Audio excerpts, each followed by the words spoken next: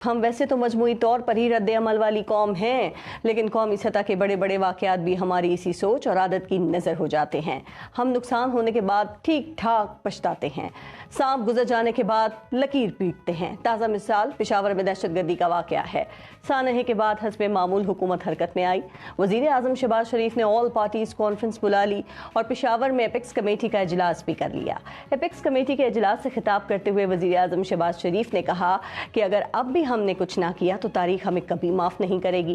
تو وزیر اعظم صاحب، آپ نے بالکل ٹھیک کہا، دہشت گردی کے آگے بند باندھنا آپ کی بنیادی ذمہ داری ہے، لیکن آپ اس سانحے کے بعد سے KPK کی سابق PTI حکومت کو اس سانحے کا ذمہ دار ٹھہرا رہے ہیں، ان پر الزام لگا رہے ہیں اور مسلسل لگا رہے ہیں۔ اگر عمران خان نے امن مذاکرات کیے ہیں تو کیا کوئی قومی پالیسی کے بغیر ہی کر لیے ہوں گے؟ لیکن اب اس پر جو سیاست ہو رہی ہے، کیا اس پر تاریخ آپ کو معاف کرے گی؟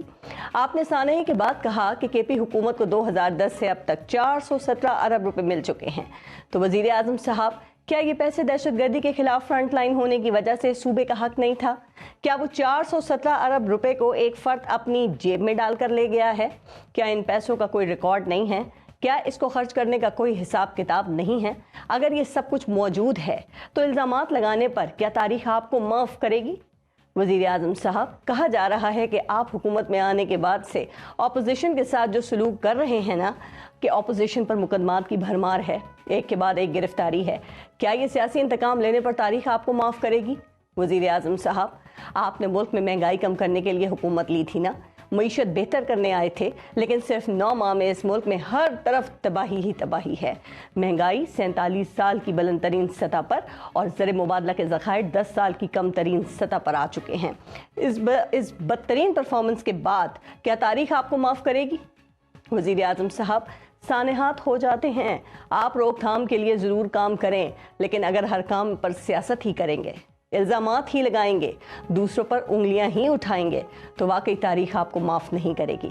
اور دوسری طرف PTI کو بھی یاد رکھنا چاہیے کہ تاریخ کسی نون لیگ اور PTI کو نہیں دیکھتی ہے، تاریخ انصاف پر فیصلہ کرتی ہے۔ اگر وفاق نے 417 ارب روپے دیے تھے اور آپ نے ان کا آڈٹ نہیں کیا تو تاریخ آپ کو بھی معاف نہیں کرے گی۔ اگر آپ نے صوبے کے حوالے سے کچھ یک طرفہ فیصلے کیے جس سے صوبے کو نقصان ہوا تو تاریخ آپ کو بھی معاف نہیں کرے گی۔